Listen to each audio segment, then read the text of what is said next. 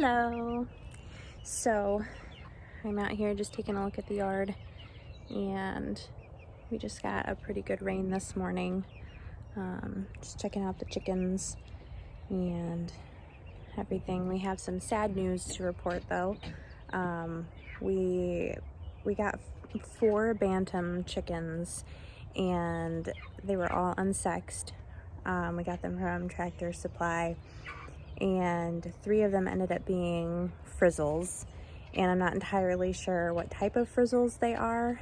I'm thinking that they're like a Japanese breed. And then our 4th one, so 3 of them were the frizzles, and the 4th one, I'm not quite sure of the breed either, but it was a white roux with a little black on the tail feather. And we put in a pool, a little kiddie pool for our ducks about a week ago, and we found that he had drowned in it and we lost him. And he was the only roux that we were convinced of our chickens that we had, and he was the smallest little guy, and he was so cute. And we lost him, so that was a big bummer. Everyone else is doing well though.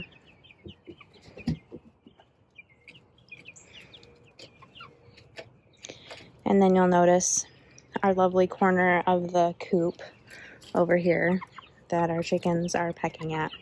We did have a fire that we were thankfully home for, that we were able to catch.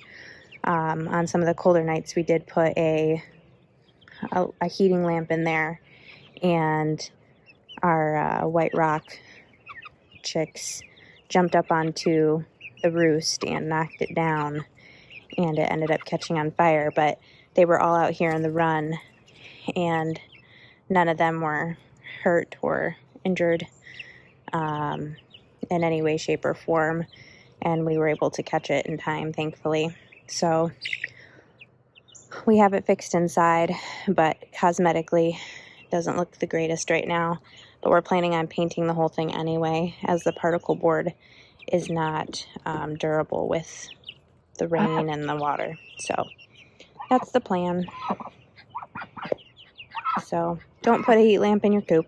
Learn that lesson.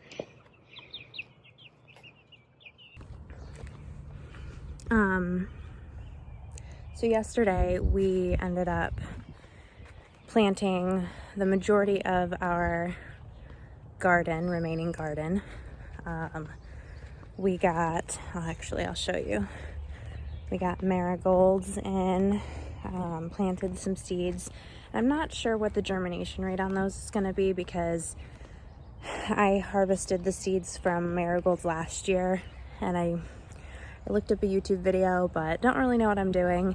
And the seeds that I already planted in the seed starting trays did not germinate and have not germinated yet. So I don't know what's going on with them. But we've got marigolds planted along the cattle panel. Well, it's actually not cattle panel, but the fencing along there to kind of help deter and block out anything that wants to get in. And then I also have some cilantro planted right here, and then there's going to be some more herbs going in this bed. And so that's what we have going on here. And then we put in a little, I have to get more dirt for it, but we put in a little bed right here for Landon so that he could plant some flower seeds. He has some cosmos and zinnias in there. We got our gate put in, which is exciting. And we're trying out a theory to see if we can kill the grass in here using a form of like greenhouse effect, to see if we can kind of kill it with heat. So we'll see how that goes. And then we'll move that tarp around the area if it's effective. But we planted, so we have carrots already going in here. I haven't seen any pop up yet. And then in the back, which will grow along the trellis, we just planted zucchini. And then alongside, this bed, we have, we just planted cucumbers. So we got our slicing cucumbers in and our pickling cucumbers.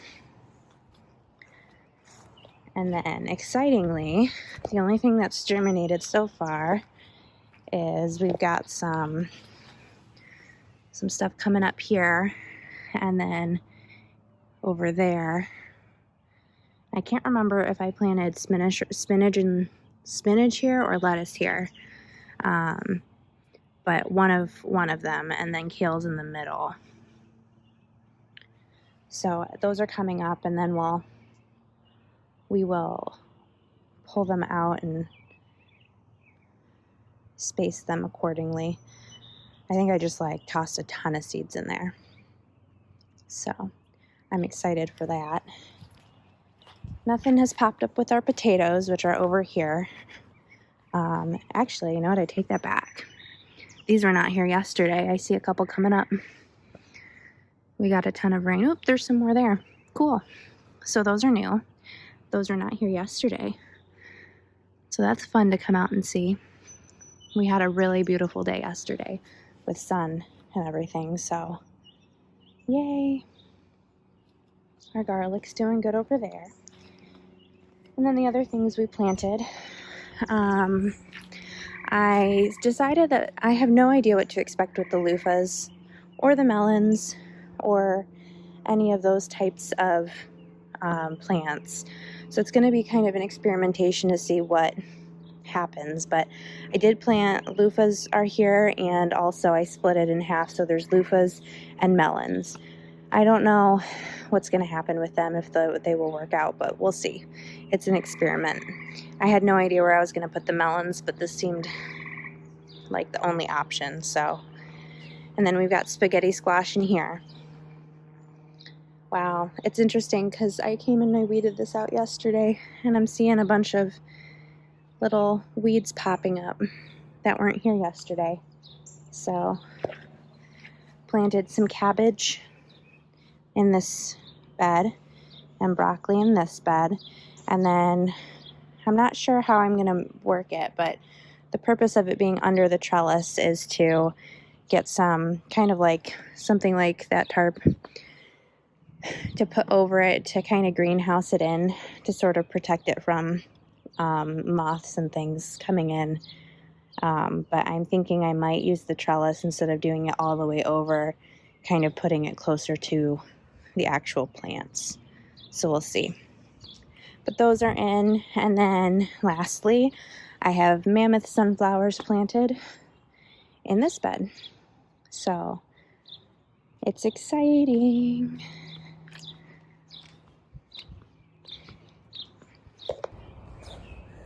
We're nearly finished putting in this bed, which I need to go through here with a weed whip to get more of the grass and the weeds out. And then we're going to cover it with mulch. I don't know if you can see the red mulch down there. We're going to bring that all the way down. And this area here is going to have strawberries. And I'm not sure what else, but I know I'm going to have strawberries over here. And then the rest of the garden is going to be kind of like a tea garden, where everything is kind of, for the most part, edible, and for preserving and drying out in teas and stuff like that. But so we've got blackberries here, this large vine, and then we had 2 raspberries that died on us that we had bought, and they just didn't live. So I'm not sure if they'll come back or not, or if we're just out. But we did have raspberries, so we might have to figure out an alternative there. But we did transplant this blackberry vine. I don't know what the proper term is for it, vine bush. We transplanted it when we put the new fence in, because we had this line here was a fence, and we didn't have anything up over here, and that's where the blackberry vine bush thing came from. It was here before, so we just transplanted it. And then here we have peonies. And I don't remember, they alternate pink and white based on what I could recall from last year that I transplanted these over. So I don't remember if these are going to be pink or white, but the goal is hopefully that they're alternating. And then we have the lilac bush planted here, that rose planted here, another peony, another lilac, another peony, another lilac, and another peony. And I'm going to have echinacea kind of over here and over here. And then calendula, all of the flowers, maybe zinnias I'll put in here. I'm not quite sure yet.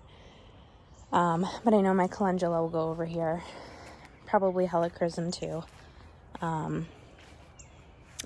Lavender. I've got lavender too. That'll all go in this garden. So I just pulled a couple of seeds from the fridge that were going through a stratification process. I put lavender in the fridge and mint in the fridge as well. And neither one of these are like required for stratification, but they supposedly do better with it. I also have echinacea in there, which needs a longer stratification period than these two did. These were 2 to 3 weeks, and I think it was 3 to 4, maybe 4 to 6. It was longer. I think it was 4 to 6 weeks for the echinacea. And the echinacea does need a stratification period. So the stratification period just means that their natural habitation is that they go through, as a perennial, they go through a colder period before they germinate. And so when you're starting seeds, putting them through that colder process helps them with the germination process. And lavender, actually, I'm really happy to see has sprouted, if you can see it. So there are little sprouts going on with the lavender, which I'm really happy about because I've heard, it seems like a lot of people have struggled with lavender from what I was reading and hearing. And so I'm happy to see that the lavender is actually sprouting and doing well, and hopefully we will get some good plants from it. And the mint, I don't see, there might be some really thin sprouts in there. It's hard to tell because the seeds are so small.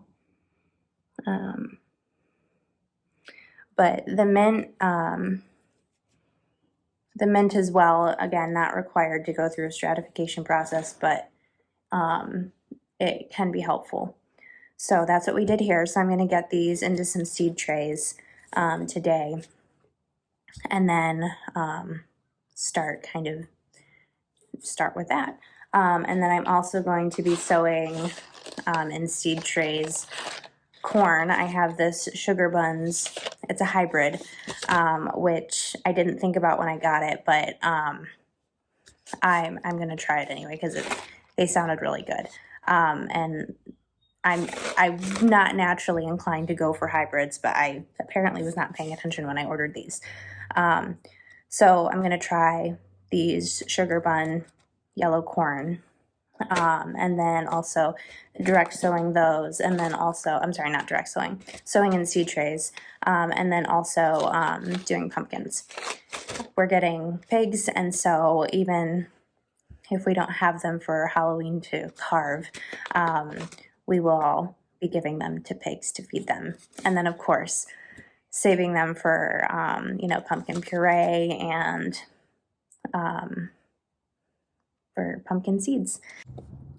So I have this Bertie eco-friendly seed starting mix, and I'm going to put that in this seed tray, and then we're going to get sowing.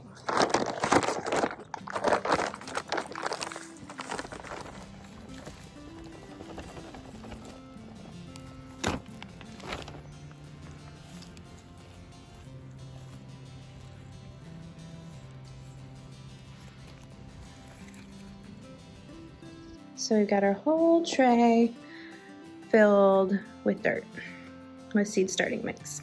We're gonna do the pumpkin first.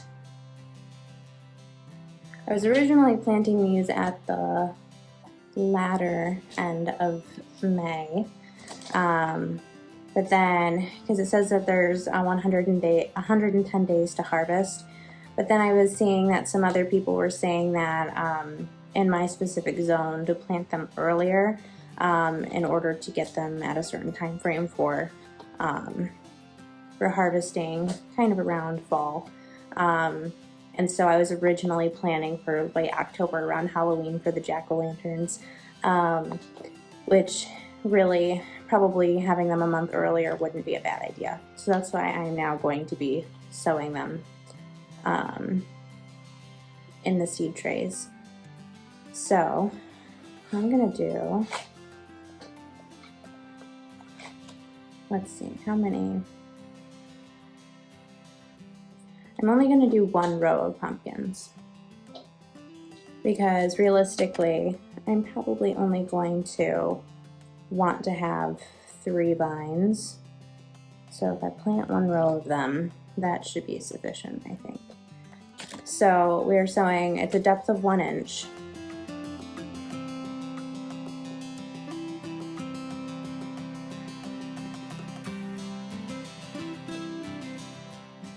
And then let's do corn.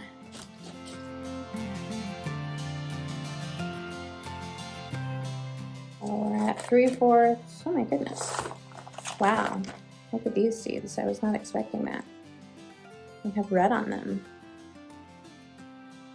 Huh. I mean, they are hybrid. So, nifty looking seeds though. All right. So 3/4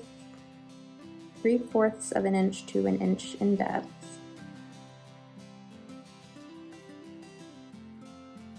And I think, what's the spacing? I think I'm gonna do 2 rows of these corn.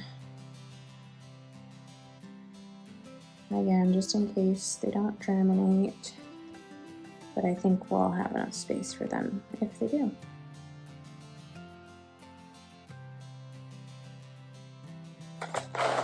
I don't know if you can see that, but look at how red they are.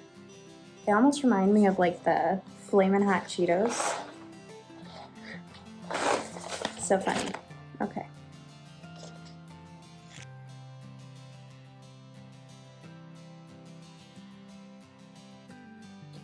So now I have to pull out my packages for the mint and the lavender because I want to check what the seed packets say for planting on those.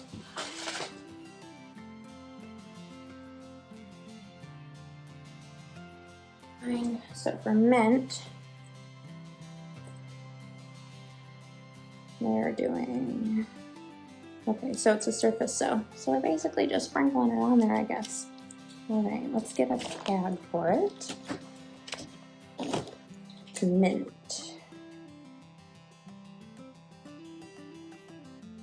I got these little tags at the dollar store. But I'm very, yeah, you can't see me, I can't see you, that's funny. But I got some really nice, like garden markers for the herbs that I'm excited about. So, okay, mint. Mint is it. So surface sow. There's a lot of mint seeds in here. It's going to be interesting. Not quite sure how to tackle this. Now that I'm recalling, I heard that you use a tweezer, and I don't have one of those out here with me. Let's see. To like use the tweezer to pick off the ones that have germinated, and then plant those. But again, it's hard to tell. The mint doesn't look like they've really germinated.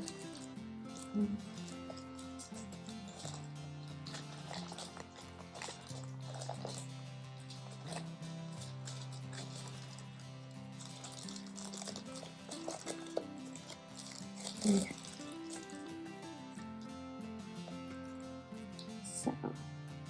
just gonna take a bunch on my fingers and kind of try to get them off my fingers and sprinkle them. It's not working. It's not working so well. Let's see.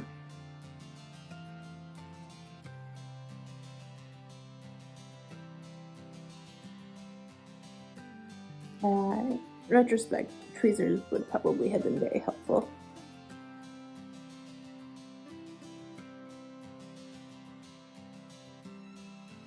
It'll be very curious to see how these germinate.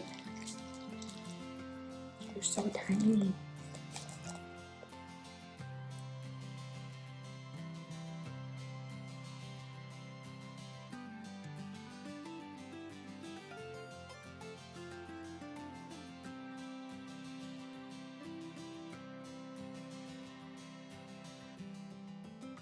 As it is, this mint's going to be potted because mint is quite invasive.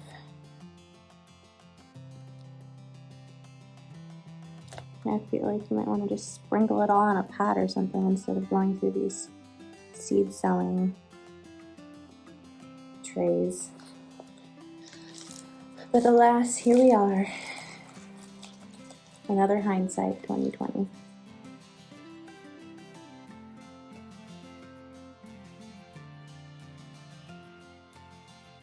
Okay. So if you have long nails, it's helping me to kind of scoop them up with my nail and then place them. But yeah, there are a lot of seeds that are not going to get planted. So hopefully those germinate. I think I'll hang on to this just in case though.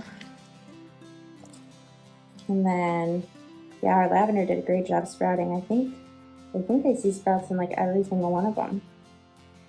That's cool. Okay, so let's find the lavender.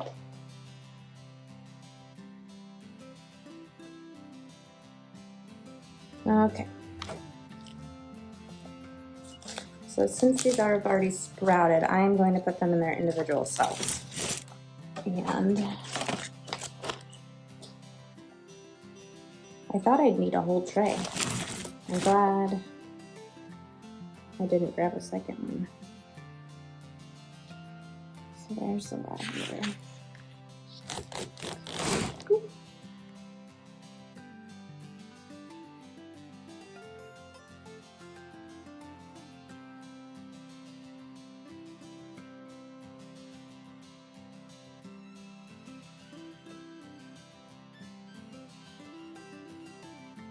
This year has been very much an experimental year to kind of see what works and what doesn't. And so I've overplanted, oversown, I guess I should say, a lot of plants. And so I figure I'll either thin it out or give them away or sell them or something if they're doing really well. So, and there are a lot of these lavender seeds.